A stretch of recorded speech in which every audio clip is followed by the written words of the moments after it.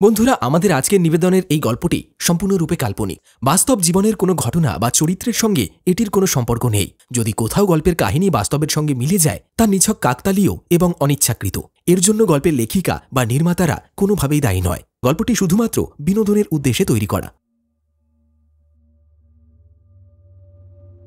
নমস্কার আমার প্রিয় শ্রোতা বন্ধুরা, পিশাচ পর্ব অডিও স্টোরির পর্দায় আমি সুদর্শন হাজির হলাম এক অতীব ভয়ঙ্কর গ্রাম বাংলার ভূতের গল্পের সাথে।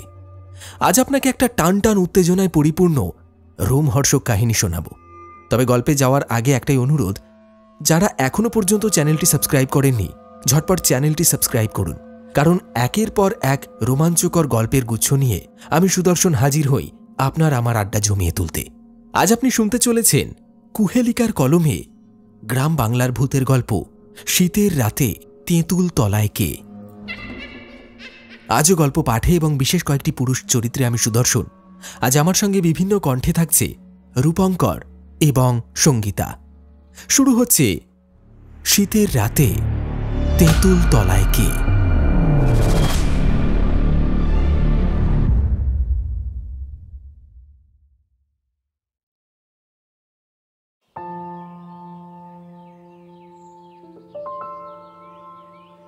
বহু বছর আগের কথা।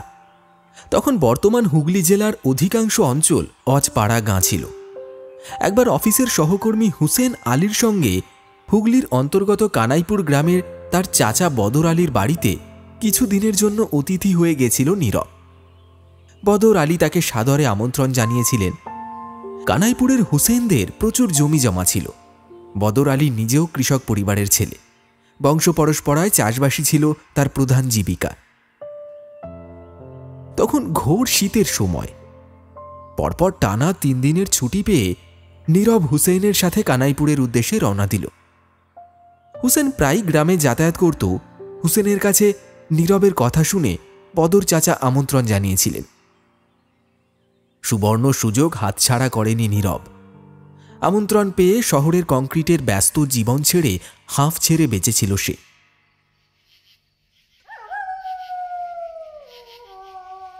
যাই হোক, রাতের খাওয়া দাওয়ার পর বদর আলী গ্রামের শেষ প্রান্তে অবস্থিত একটা ঝাঁকড়া তেঁতুল গাছ নিয়ে অদ্ভুত কাহিনী শোনালেন। বললেন, বাপ হুসেন, খেয়া ঘাটের ধারে ওই তেঁতুল গাছের নিচে সাজের বেলায় নীরবরে লইয়া যাস না। আধার নামার পর কেউ ওই গাছের নিচে গেলে সে আর ফিরাইছে না। তেঁতুল গাছের শিকড়, ডালপালা, পাতা থিকা আজব এক গন্ধ বাইর হয়। শোনা যায় বহু বছর আগে নাকি এক সাপুরে ওই গাছের তলায় আত্মহত্যা করছিল। ওখানে এমন কিছু লুকোনো আছে যা পাহারা দেবার লগে ওর আত্মা ঘুরা বেড়ায়। সন্ধ্যা হইলে জায়গাটা একেবারে পরিত্যক্ত হইয়া যায়।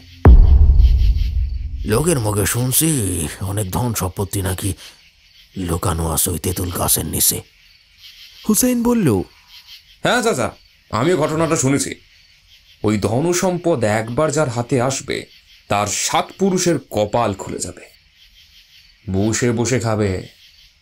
কিন্তু ওই সাপুরের আত্মা যখের ধনের মতো আগলে রেখেছে, কাউকে ওখান থেকে বেঁচে ফিরতে দেয় না। তবে তুমি চিন্তা করো না, আমি সন্ধ্যার পর নীরবকে নিয়ে ওখানে যাব না। নীরব যেমন কট্টর নাস্তিক, তেমন ভূত প্রেতে একদম বিশ্বাস করে না। বদর চাচার হুসেনের মুখে তেঁতুল তলার পুঁতে রাখা গুপ্তধনের কথা শুনে নীরবের চোখ মুখ চকচক করে ওঠে। ওর মনে প্রচণ্ড লোভ জন্মায়। এই ধন সম্পদ আত্মসাৎ করে নেবার পরিকল্পনা করে সে মনে মনে।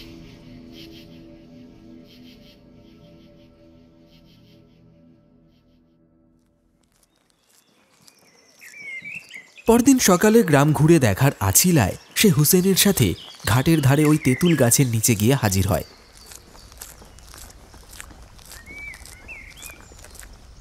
অবাক হয়ে তাকিয়ে থাকে ঝাঁকড়া তেঁতুল গাছটার দিকে। তবে দিনের আলোয় কোনো অস্বাভাবিকতা চোখে পড়ে না।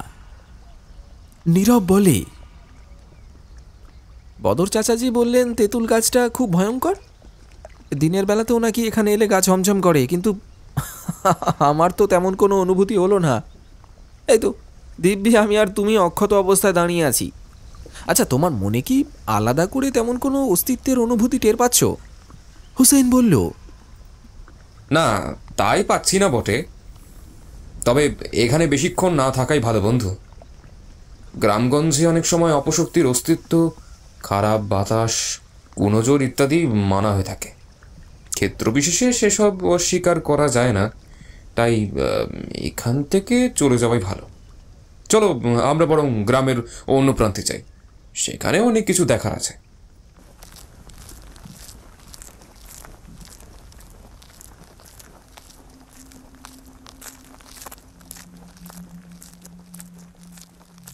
হুসেনের কথা মতো তেঁতুল তলা থেকে চলে গেলেও নীরবের মন থেকে লোভ গেল না। পূর্ব পরিকল্পনা মতো রাত গভীর হলে তেঁতুল গাছের নিচে আসবে বলেই সে ঠিক করে নেয়। তবে হুসেন আস্তিক, ভূত প্রেত ঈশ্বর আল্লাহ সব মানে। তাছাড়া চাচা এবং লোকমুখে নানান কাহিনী রটনা ইত্যাদি শুনে তার বদ্ধমূল ধারণা হয়েছে ওই তেঁতুল গাছটা অভিশপ্ত। ওখানে যাওয়া মানে নিজের মৃত্যুকে ডেকে আনা। তাই সে নীরবের সাথে রাজি হল না। নীরবকেও হুঁশিয়ার করে বলল, নীরব ভাই, লুকোনো গুপ্তধনের হদিশ পেলে কে আর হাতছাড়া করতে চায় বলো?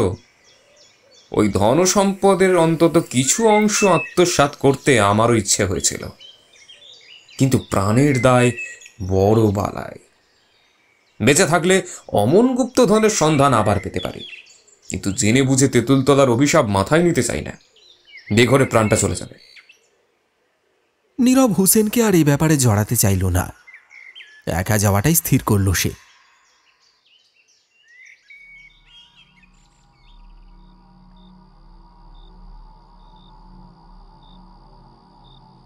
এদিকে শীতটা বেশ জাঁকিয়েই পড়েছিল। রাতে হুসেন যখন গভীর ঘুমে আচ্ছন্ন, নীরব বিছানা থেকে নেমে পা টিপে টিপে ঘর থেকে বেরিয়ে গেল। গোটা বাড়িটা অন্ধকারে ঢাকা।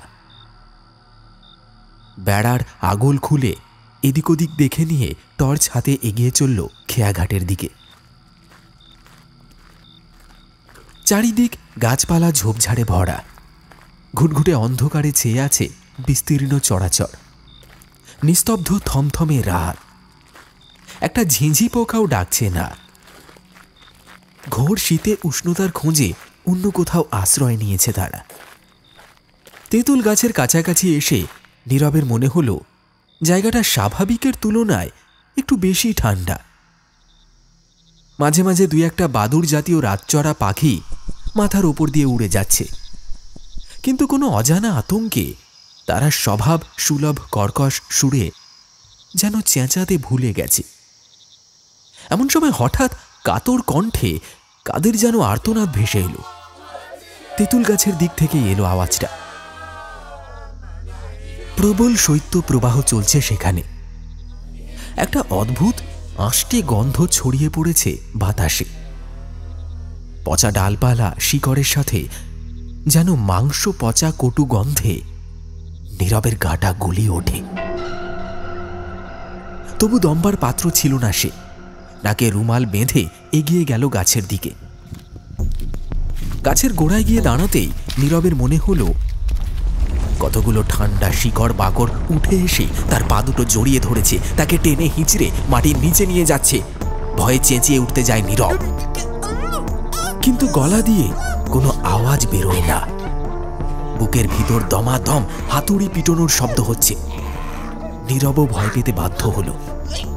কিচ্ছু দেখা যাচ্ছে না, অথচ তার অস্তিত্ব অনুভূত হচ্ছে প্রতি মুহূর্তে। হাজারো চেষ্টা করেও সে নিজেকে ছাড়াতে পারল না। তার মধ্যে তেঁতুল গাছের ডালপালা, ছালবাকল ইত্যাদি নেমে এসে নীরবকে সাপের মতো পেঁচিয়ে ধরল। নিস্তার নেই জেনে ভয়ে চোখ বন্ধ করে ফেলেছিল সে। মৃত্যু যন্ত্রণায় ছটফট করতে করতে বদর চাচার হুসেইনের মুখটা ভেসে উঠল চোখের সামনে। তাদের কোনো নিষেধ শোনেনি সে। কি মারাত্মক ভুল করেছে ওদের কথা গ্রাহ্য না করে। ওদিকে তেঁতুল গাছটা তাকে গ্রাস করে নিচ্ছিল, একটু একটু করে শুষে নিচ্ছিল তার সমস্ত জীবনী শক্তি। ধুঁকতে ধুঁকতে মৃত্যুর মুখে পতিত হবার মুহূর্তে আচমকা কোথা থেকে এক ঝলক ঠান্ডা হাওয়া এসে তাকে বাঁধন মুক্ত করে দিল। নিজের চোখকে বিশ্বাস করতে পারল না নীরব। বারবার শরীরের নানা স্থানে চিমটি কেটে পরখ করে সে।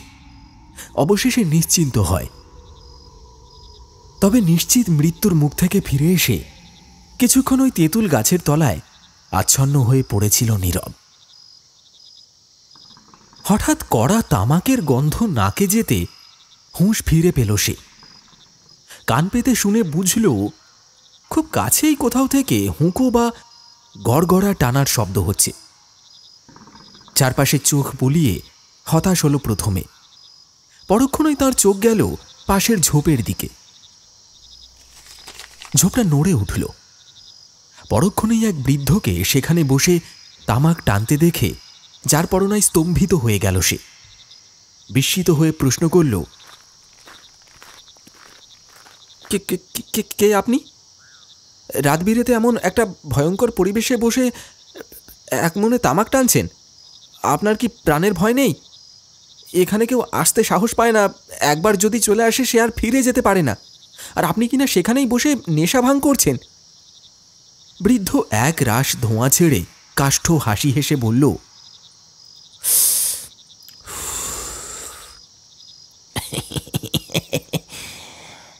আমি পেশায় একজন মৎস্য ব্যবসায়ী। রোজ রাতে এখানে আসি, জাল ফেলে মাছ ধরি, তারপর খুব ভোরে বাজারে বেচতে যাই।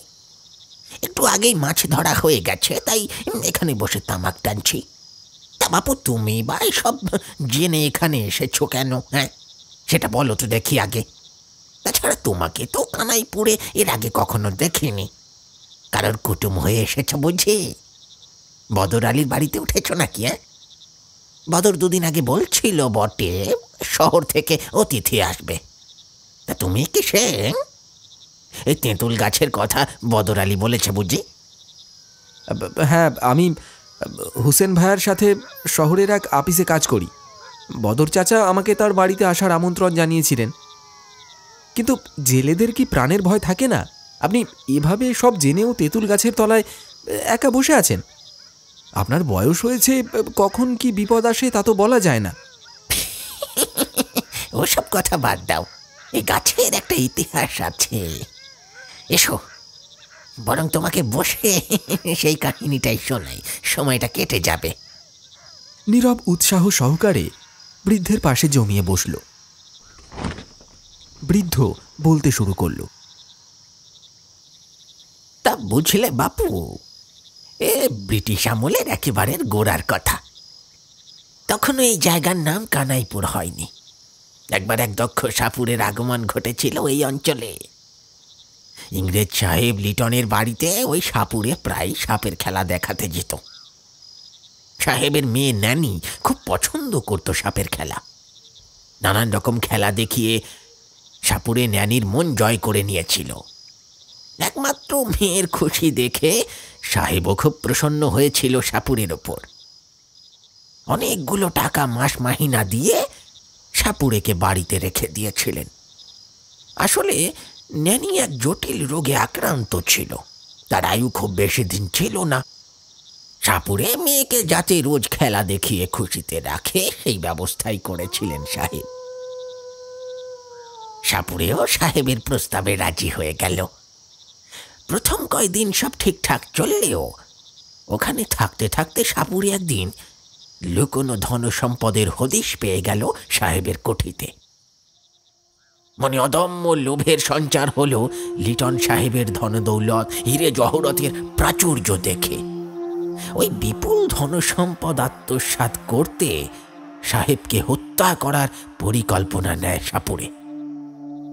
লিটন সাহেবের হরিণের মাংস খাবার খুব শখ ছিল, আবার প্রায় হরিণের মাংস আনা হতো। তেমনই একদিন মাংস আনার পর সাপুরে খুব চালাকির সাথে মতলব এঁটে ফেলে। একটা পুরুষ্টু হরিণ কেটে মাংস রান্না করার সময় তার পিছনের ঠ্যাং দুটো ফ্রাই করা হয়েছিল সাহেবের নির্দেশে। রাতে সুযোগ বুঝে মদ্যপ সাহেবের মাথায় হরিণের বিশাল ঠ্যাং দুটো দিয়ে পিছন থেকে সজোরে আঘাত করে মেরে ফেলে। তারপর বেশ কিছু সোনাদানা, হিরে জহরত একটা বস্তায় ভরে সাপুরে সোজা চলে আসে খেয়া ঘাটে। কিন্তু অত রাতে খেয়া পারাপারের জন্য কোনো নৌকা মজুদ ছিল না। পাছে অন্য কেউ দেখে ফেলে এই ভয়ে একটা ছোট তেঁতুল গাছের গোড়ায় মাটি খুঁড়ে সোনাদানা, স্বর্ণমুদ্রা ইত্যাদি লুকিয়ে রেখে সাহেবের কুঠিতে ফিরে গেল। হত্যার সমস্ত প্রমাণ লোপাট করে সাপুরে লিটন সাহেবের পরিচিত কয়েকজন ইংরেজ অফিসারকে খবর দিয়ে নিজেই বাড়িতে ডেকে আনে। ব্রিটিশ হত্যাকর্তাদের মধ্যে প্রধান ছিলেন ড্যানিয়েল সাহেব। তিনি লিটন সাহেবের সবচেয়ে ঘনিষ্ঠ মিত্র ছিলেন। কারোর যাতে কোনো রকম সন্দেহ না হয় তাই পরিকল্পনা মাফিক সাহেবের দেহটাকে এমনভাবে আরাম কেদারায় আধশোয়া করে রেখে গেছিল যাতে মনে হয় সাহেব বই পড়তে পড়তে ঘুমের মধ্যে মারা গেছে। এমন নিখুঁত অভিনয় করেছিল ওই সাপুরে, দুঁদে অফিসার খোদ ড্যানিয়েল সাহেবও আসল ঘটনাটা ধরতে পারেনি। সাপুরে কাঁদো কাঁদো হয়ে ড্যানিয়েল সহ অন্যান্য অফিসারদের জানালো, গুস্তাখি মাফ করবেন সাহেব, আমি দোকানে গেছিলাম কিছু মশলাপাতি সংগ্রহের জন্য। সাহেব বলেছিলেন আগামীকাল মাংস খাবেন, ন্যান্সি বেবির জন্য কিছু কেক, চকলেট আনার দরকার ছিল, তাই বাজার থেকে সব কেনাকাটা করে ফিরতে দেরি হয়ে গেল। আর বাড়ি ফিরে দেখি সাহেব আরাম কেদারায় শুয়ে ঘুমিয়ে পড়েছেন, খোলা বইটা বুকের ওপর উল্টো করে রাখা। সাহেবকে ডাকার সাহস হলো না। ভাবলাম একেবারে ডিনার রেডি করে ডাকবো, তাই ন্যানি বেবির ঘরে চলে গেলাম। বেবিকে চকলেট, ক্যাডবেরি দিয়ে আমি কিচেনে গেলাম। কাজ করতে করতে মনে হলো সাহেব ঘুমোলে জোর নাক ডাকেন, কিন্তু নাক ডাকার তো শব্দ পাচ্ছি না। তাছাড়া নিঃশ্বাস প্রশ্বাস নিলে বুক ওঠানামা করে, একটা হালকা শব্দ হয়, অথচ বুকটাও স্থির, কোনো আওয়াজ হচ্ছে না। খটকা লাগতেই কাজ ফেলে রেখে ছুটে গেলাম। কাছে গিয়ে 2-3 বার ডাকলাম, বাবু বাবু, শুনতে পাচ্ছেন আমার কথা? কিন্তু তবু কোনো সারা শব্দ পেলাম না। খুব ভয় হলো। শেষে গায়ে আলতো করে টোকা দিয়ে ডাকলাম। হাত দুটো দুপাশে নিঃসারে ঝুলে গিয়ে বইটা ধপ করে মাটিতে পড়ে গেল। বুঝলাম দে প্রাণ নেই। বেবি এখনো কিছু জানে না সাহেব, কিছু জানে না।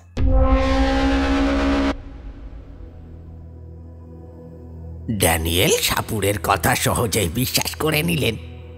তবে ঘুমের মধ্যেই মৃত্যু হয়েছে নাকি আগেই মারা গেছে, মৃত্যুর কারণ কি, এসব খোঁজবিন করা শুরু হয়ে গেল। সাহেবরা ঘরের প্রতিটি কোনায় কোনায় হানা দিয়ে অনুসন্ধান চালাতে লাগলো।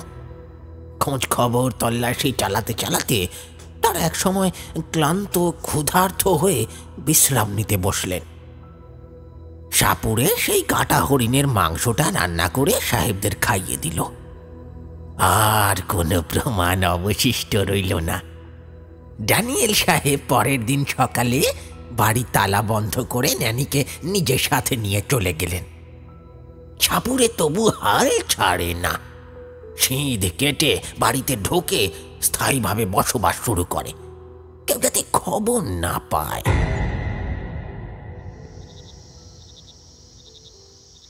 বিকেলের পর থেকেই বাড়িতে আলো জ্বালাতো না সাপুরে। যাবতীয় কাজকর্ম দিনের বেলাতেই সেরে ফেলতো, ফলে কেউ খিচুড়ি টের পায়নি।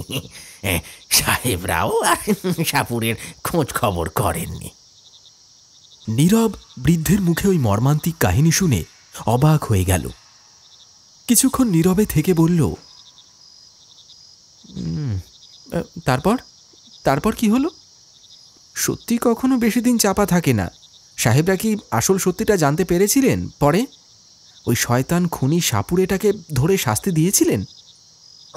না, তার আর প্রয়োজন হয়নি। তার আগেই লিটন সাহেব নিজেই হত্যার প্রতিশোধ নিয়েছিলেন। তার মানে লিটন সাহেব তো মৃত। বৃদ্ধের কথা শুনে আকাশ থেকে পড়ল নীরব।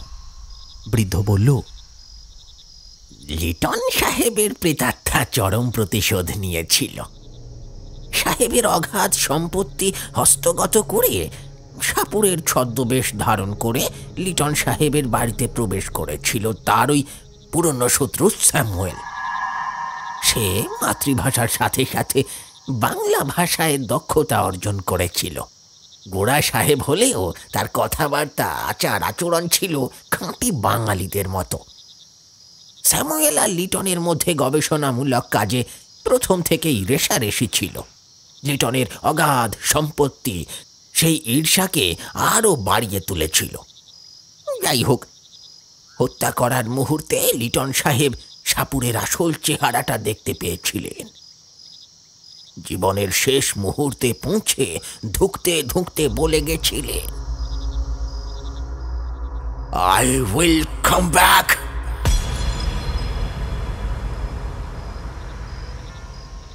তিনি তার কথা রেখেছিলেন। স্যামুয়েলের জীবনটাও দুর্বিষহ করে তুলেছিল লিটনের অতৃপ্ত আত্মা। খেতে শুতে উঠতে বসতে সবসময় লিটনের বিকৃত বিভৎস চেহারা দেখতে পেত স্যামুয়েল। দুটো জ্বলন্ত হিংস্র চোখ তাকে তাড়া করে বেড়াত। দাওয়া খাওয়া শিখে উঠে গেল স্যামুয়েলের। লিটনের হাত থেকে মুক্তি পাওয়ার জন্য সে তান্ত্রিক ডেকে যাগযজ্ঞ, তন্ত্রমন্ত্র অনেক কিছু করেছিল, কিন্তু লিটনের শক্তিশালী আত্মাকে ধ্বংস করতে পারেনি। তান্ত্রিক ব্যর্থ হয়ে ফিরে গেছিলেন। একদিন মধ্যরাতে ঘরের ভিতর খুটুর খুটুর শব্দে স্যামের ঘুম ভেঙে গেল। মনে হলো যেন বুকের ওপর কেউ চেপে বসে আছে। দম বন্ধ হয়ে এলো স্যামের।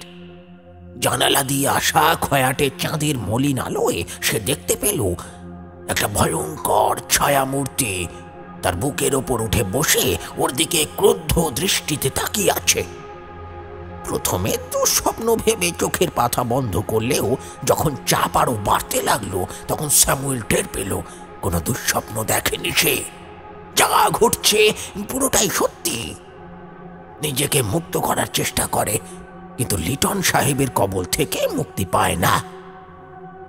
লিটন সাহেবের আত্মা উল্লাসে ফেটে পড়ে, হাসতে হাসতে বলে, কি ভেবেছিলে স্যাম? স্বপ্ন দেখছো? ভাবছো আমি কি করে আসবো? আমি তো মারা গেছি, তাই না? লিটনের অতি লৌকিক কণ্ঠে ভয়ঙ্কর অট্টহাসি শুনে ভয়ে ঠকঠক করে কেঁপে ওঠে শ্যাম। লিটন সাহেবের অপার্থিব হাত দুটো শ্যামের গলায় সাঁড়াশির মতো চেপে বসে। শ্যাম প্রতি রাতে মৃত্যু যন্ত্রণায় ছটফট করে, বুকে হাত ঠেকিয়ে করজোড়ে ক্ষমা প্রার্থনা করে, কিন্তু কোনো লাভ হয় না। সাহেবের আত্মা শ্যামকে তিলে তিলে মৃত্যুর দিকে এগিয়ে নিয়ে যায়। শ্যাম অনুশোচনায় দগ্ধ হতে থাকে, কিন্তু বেঁচে ফেরার অন্য কোনো পথ থাকে না। তবু আত্মরক্ষার তাগিদে একদিন নিশুচি রাতে সাহেবের বাড়ি ছেড়ে অজানার উদ্দেশ্যে রওনা দিল শ্যাম। ভেবেছিল এই তল্লাট ছেড়ে চলে যাবে এবং চলে গেলে সাহেবের আত্মার কবল থেকে মুক্তি পেয়ে যাবে, কিন্তু সে ভুল ভেবেছিল। একজোড়া জ্বলন্ত চোখ সর্বত্র তাকে ছায়ার মতো অনুসরণ করে বেড়াত। শেষ পর্যন্ত নিয়তি ওকে আবার লিটন সাহেবের বাড়িতেই টেনে আনে। সাহেবের আত্মা ওকে তাড়া করে খেয়াঘাটে নিয়ে যায়, চুলের মুঠি ধরে অনবরত খাবি খাওয়াতে থাকে। শ্বাসরুদ্ধ হয়ে আসে স্যামুয়েলের। অবশেষে মৃত্যুর কোলে ঢলে পড়ে স্যামুয়েল। লিটন সাহেব স্যামুয়েলের মৃতদেহটা এই তেঁতুল গাছের নিচেই পুঁতে দেয়। তারপর থেকেই গাছটা অভিশপ্ত হয়ে গেছে। স্যামের আত্মা আজও এখানে ঘুরে বেড়ায়। কেউ এখানে এলে বা এই পথ ধরে যাতায়াত করলে স্যামের আত্মা তার উপর ভর করে।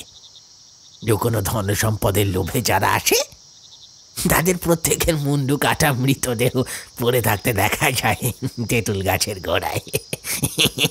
বৃদ্ধের কথা বিশ্বাস হলো না নীরবের। কিছুক্ষণ আগে নিজের সাথে ঘটে যাওয়া অস্বাভাবিক ঘটনাগুলোর কথা সে যেন ভুলে গেল কোনো এক মায়া বলে।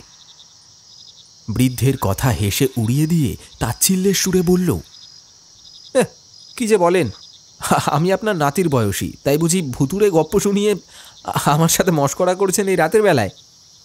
আত্মার প্রতিশোধের ঘটনা যদি সত্যি হতো, ভূত প্রেত বলে যদি সত্যি কিছু থাকতো, তাহলে আপনি এখানে রাতের পর রাত নিরুপদ্রবে কাটাতে পারতেন কি করে? হ্যাঁ, আর ছাড়ুন, তার চেয়ে একটা কাজের কথা বলি, সেটাই শুনুন বরং। আপনি তো বললেন গাছের গোড়ায় 7 রাজার ধন লুকোনো রয়েছে। আমি আর আপনি যৌথ উদ্যোগে এই গুপ্তধনের সন্ধানে নেমে পড়লে কেমন হয়? হ্যাঁ, দুজনের বখরা সমান ভাগে ভাগ হবে।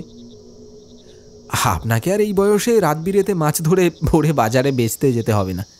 বাকি জীবনটা পায়ের উপর পা তুলে দিব্যি রাজার হালে কাটাতে পারবেন। আসলে আমারও বহুদিনের স্বপ্ন পূরণ হবে। জীবনটা যা যাচ্ছে বুঝতেই পারছেন। নীরবের প্রস্তাবে বৃদ্ধর চোখ যেন একবার দপ করে জ্বলে উঠল। নীরব খুশি হল বৃদ্ধের প্রতিক্রিয়া দেখে। ভাবল বৃদ্ধের মনে নির্ঘাত লোভের সঞ্চার হয়েছে। তবে নীরবের মন তখন অন্য কথা বলছিল। বুড়োটার গায়ে বেশ জোর আছে, ওকে দিয়েই মাটি খুঁড়িয়ে নেওয়া যাবে, তারপর সামান্য কিছু টাকা কড়ি দিয়ে ভাগিয়ে দেওয়া যাবে। অন্যথায় বেশি ট্যান্ডাই ম্যান্ডাই করলে খতম করে দেবে। কথাগুলো ভেবে মনে মনে হাসল সে।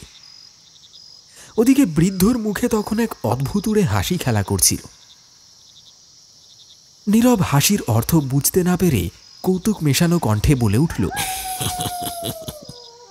আরে আপনি হাসছেন কেন?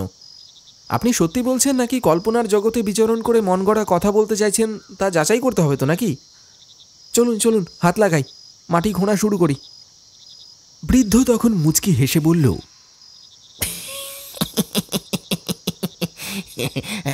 আমার কথা বিশ্বাস হচ্ছে না তোমার, তাই না? কিন্তু তুমি তো নিজেও খানিক আগে তেঁতুল গাছ থেকে ঝুলছিলে। গাছের শিকড় বাকড় ডালপালা পেঁচিয়ে ধরেছিল তোমাকে। মৃত্যু যন্ত্রণায় ছটফট করতে করতে বাঁচাও বাঁচাও বলে ভয়ে চিৎকার করছিলে। আমি নিজের চোখে দেখেছি। তেঁতুল গাছটা তোমাকে ধীরে ধীরে গ্রাস করে নিচ্ছিল, এরপরেও বলছো আমি সত্যি কথা বলছি না। ওই গাছে শ্যাম সাহেবের আত্মা আছে। সে কাউকে ছাড়ে না, কাউকে না, তোমাকেও ছাড়বে না, ছাড়বে না। নীরব চমকে উঠল বৃদ্ধের কথা শুনে। মানে কি বলতে চাইছেন আপনি? আমি গাছ থেকে ঝুলছিলাম, কিন্তু তাহলে আমি এখনো কি করে বেঁচে আছি? আর আর আমার সাথে এত বড় ভয়ঙ্কর ঘটনা ঘটেছে, আর আমি সব ভুলে গেলাম। কিন্তু সেসব জেনেও আপনি কি করে এখানে অক্ষত অবস্থায় আছেন? হ্যাঁ, জবাব দিন তো। নীরব ভয়ে তোতলাতে থাকে। বৃদ্ধ হাসতে হাসতে অন্ধকারে কোথায় যেন অদৃশ্য হয়ে যায়।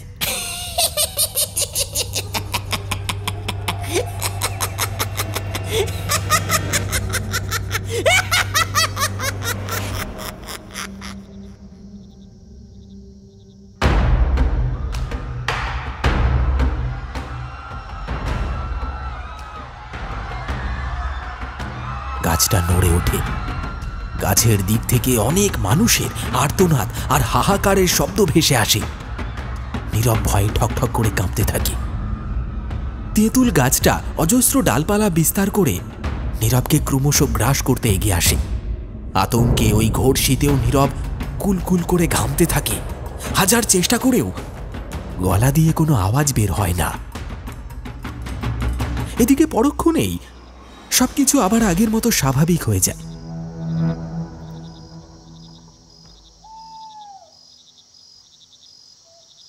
নীরব এটাকে মনের ভুল বা হ্যালুসিনেশন ভেবে হাঁপ ছেড়ে বাঁচে। সে আর এক মুহূর্ত দেরি করে না। সঙ্গে আনা কোদাল দিয়ে মাটি খুঁড়তে শুরু করে। কি জানি বৃদ্ধই অন্ধকারের মধ্যে কোথাও পালিয়ে গেল কিনা। সে আসার আগে যতটা পারা যায় ততটা অর্থ সোনাদানা এইসব নিয়ে চম্পট দেবার পরিকল্পনা করে সে। পরে কখনো এসে বাকিটা তুলে নেবে বলেই ঠিক করে। কিন্তু নীরবের সব পরিকল্পনা ব্যর্থ হয়ে যায় একটা চাপা গর্জন শুনে। শব্দের উৎস লক্ষ্য করে পালিয়ে যাওয়ার চেষ্টা করতেই তার পা দুটো মাটিতে গেঁথে যায়। আচমকা তেঁতুল গাছের গোড়ায় মাটি ফুঁড়ে উঠে আসে একটা কান এঁটো করা হাসি। কেউ যেন হাসতে হাসতে বলে,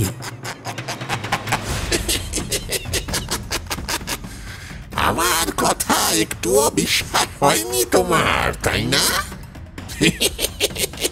জানো আমি কে, কি আমার পরিচয়? আমি আমি আজকের গল্পের সেই ছদ্মবেশী সাপুড়ে। আমি স্যাম, লিটন সাহেবের প্রতিদ্বন্দ্বী স্যামুয়েলের প্রেতাত্মার পর। মৃত্যুর পর আজও এই তেঁতুল গাছেই বন্দী হয়ে আছি। নীরব ভয়ার্ত চোখে তাকিয়ে আছে দেখে বৃদ্ধ খোনা গলায় বলে, কি দেখবে আমার আসল চেহারা? দেখতে চাও? দেখো। নীরবের মনে হলো সে বুঝি জেগে জেগে দুঃস্বপ্ন দেখছে, কিন্তু ছুটে পালাতে উদ্যত হতেই টের পেল তার পা দুটো মাটির ভিতর গেঁথে গেছে। সে কিছু বলার আগেই বৃদ্ধ ভয়ানক হাসি হেসে উঠল। তারপর চোখের পলকে বৃদ্ধের চেহারায় আমূল পরিবর্তন ঘটে গেল। তার দেহের অর্ধেক অংশ তখন মাটির তলায় ঊর্ধ্বাঙ্গ মুহূর্তের মধ্যে পরিণত হলো জলে ডোবা সাদা ফ্যাটফ্যাটে পচা গলা মৃতদেহে। একটা আষ্টে পচা দুর্গন্ধে টিকে থাকা দায় হলো নীরবের। তবু ঘটনার আকস্মিকতায় সেই হাড় হিম করা দৃশ্য দেখে নীরব প্রথমে কিছুক্ষণ কিংকর্তব্য বিমূঢ় হয়ে স্থাণু হয়ে দাঁড়িয়েছিল। এমন সময় হঠাৎই মাটির ভিতর থেকে পা আপনা হতেই আলগা হয়ে খুলে এলো। নীরব সঙ্গে সঙ্গে বন বাঁদর পেরিয়ে ছুটে গেল বদর আলীর বাড়ির দিকে।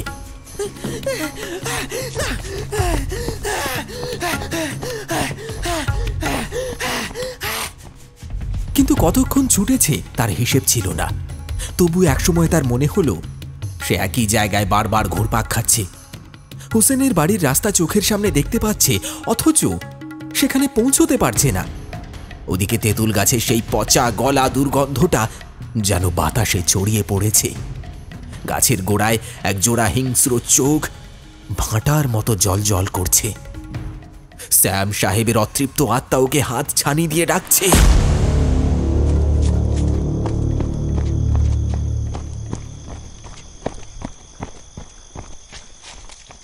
সারা রাত এ পথে সে পথে গোলক ধাঁধায় ঘুরে অবশেষে শেষ রাতে পরিশ্রান্ত হয়ে হুসেনের বদর চাচার বাড়ির দোরগোড়ায় উপস্থিত হয় সে।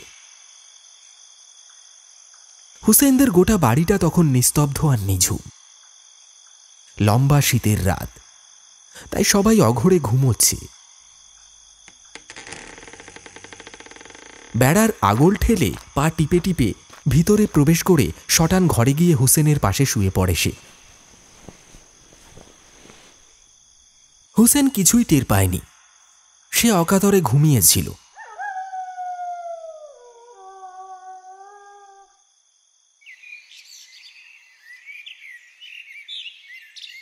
একটু বেলা করেই ঘুম ভাঙল নীরবের।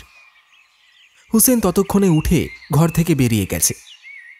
নীরবের পক্ষে একা তেঁতুল গাছের গোড়া থেকে ওই ধনদৌলত তুলে আনা সম্ভব ছিল না। তাই সে ঠিক করল একবেলার জন্য শহরে গিয়ে হরনাথ তান্ত্রিককে সাথে করে নিয়ে আসবে। হরনাথ অভিশাপ কাটিয়ে সমস্ত ব্যবস্থা করে দেবেন। সেই মতো নীরব কলঘরে মুখ হাত ধুয়ে নিল, কিন্তু হুসেনকে আশেপাশে কোথাও দেখতে পেল না। ওদিকে হুসেনের চাচি রোকেয়া, বদর চাচা এবং ছেলেমেয়েরা সবাই মুখ চুন করে দাওয়ায় বসে আছে কোনো এক অজানা কারণে। বদর চাচা থেকে থেকেই হা হুতাশ করে বলছেন, পোলাটারে কতবার মানা করছি, কিন্তু কোনো কথাই শুনে নাই। অহন কি হইব? কোথায় ওর খোঁজ পাওয়া যাইব? বাচ্চা আছে নাকি মইরা গেছে ভগবান জানে। এইসব কথাবার্তার মধ্যে হঠাৎ হুসেনের চেচেরা ভাই রোশন হাঁক পেরে বলে উঠল, এই কল ঘরে কে রে? কে আর যাইব হোসেন ছাড়া? দেখ গিয়া হোসেনের খবর নিয়ে ফিরছে মনে হয়। না আব্বাজান, হুসেন ভাই তো এখনো ফেরে নাই। নীরব ধরতে পারল না বদর চাচা কিসের খবরের কথা বলছে। মনে মনে বলল, কার জন্য বদর চাচা এত চিন্তা ভাবনা করছে? ছেলেমেয়েরা তো সবাই চাচার পাশেই দাঁড়িয়ে আছে। তাছাড়া আমি তো একটু আগে দাওয়ার সামনে দাঁড়িয়েই কল ঘরে গেছি। ওরা কি সেটা খেয়াল করেনি? হুসেন কার খবর আনবে কে জানে। যাকেই পরে হুসেনের কাছ থেকে জেনে নেবক্ষণ।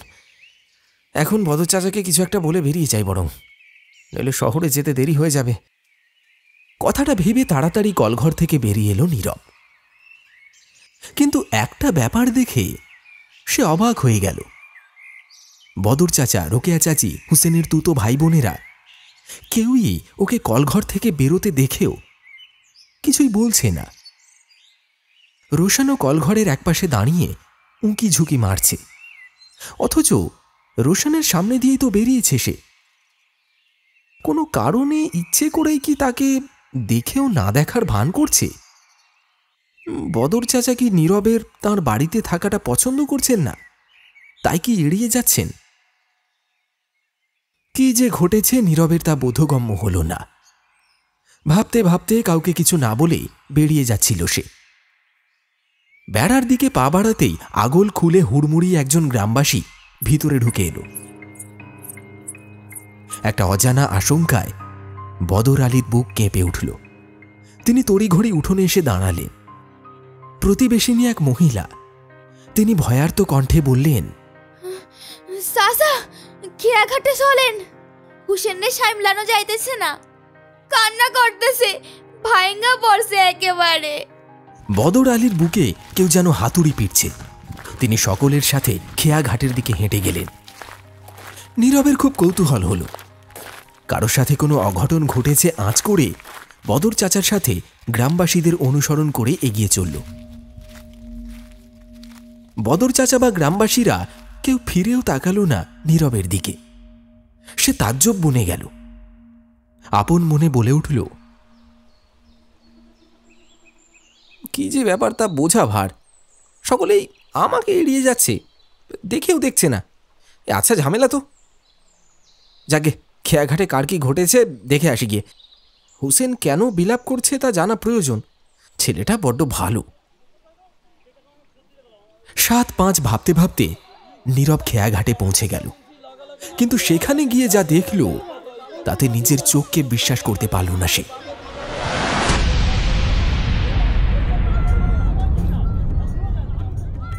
তার বুক ফুঁড়ে একটা আর্তনাদ বেরিয়ে এলো, কিন্তু তার সেই গগন বিদারী আর্তনাদ কারোর কানে গেল না।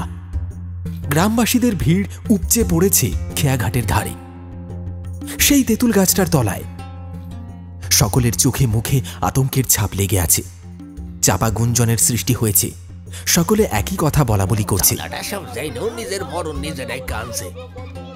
বদর আলী হুসেন সকলেই মানা করছিল পোলাডারি। একটা আবক্ষ মৃতদেহ গাছতলায় মাটিতে পোঁতা রয়েছে, বাকি অংশ মাটির তলায় চলে গেছে, অথবা তার কাটা পড়েছে। তার কোমরের ওপর থেকে নির্মমভাবে শিঁড় দাঁড়া ভেঙে দেওয়া হয়েছে। কেউ ঘাড় ধরে মুচড়ে মুখটাকে পুরোপুরি পিছনে ঘুরিয়ে দিয়েছে। আর মৃতদেহটা অন্য কারো নয়, নীরবের নিজের।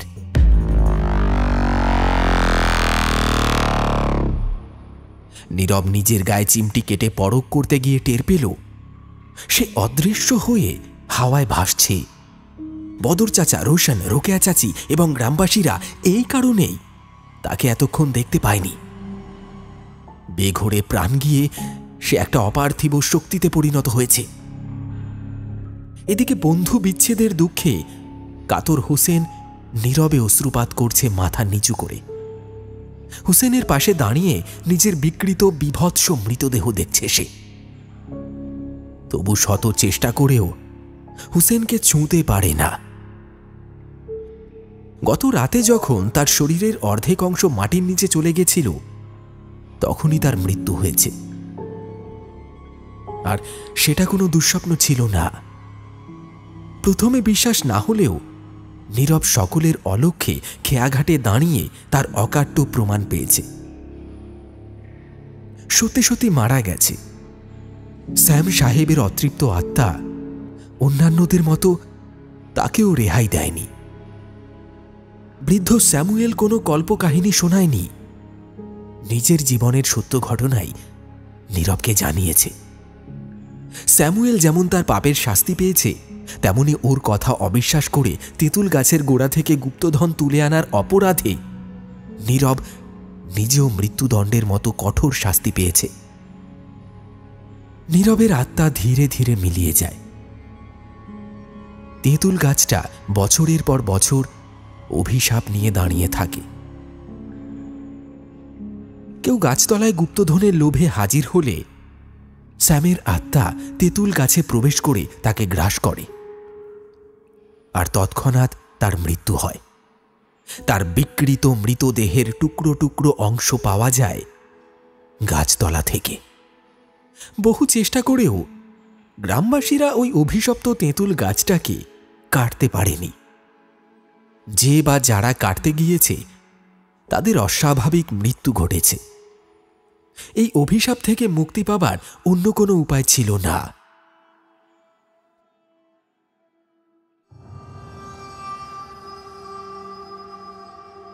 তবে এসব বহুকাল আগের কথা।